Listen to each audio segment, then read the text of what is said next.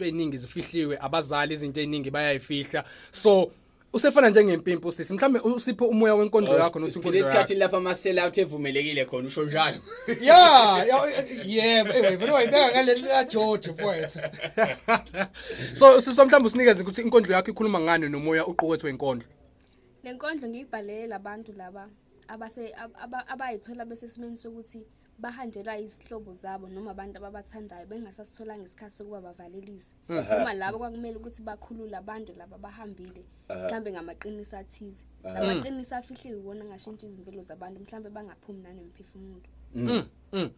no inamandla umuntu olalele ekhaya mama usise ezoshiya inamba yakhe nokuthi utholakala kanjani siyanicela bafowethu ukuthi niqhubeke nesibhuke mina nje nguthi ephimbo ngiyamahlubi bengingekho cause bade bengikhipha busy mfowethu abalaleli bembokodo FM ngibonge mfethu Saturday driving ngibonge kuwena sibona Siphatha DJ ngibonge ku Mr Vibe bafowethu uyabhukwa ngiyabhuka bese ngibusy 2020 ngibusy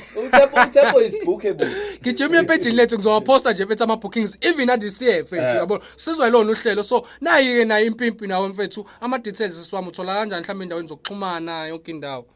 mina ngiyatholakala ku Facebook wami UK wakandlovu KAY Ndlovu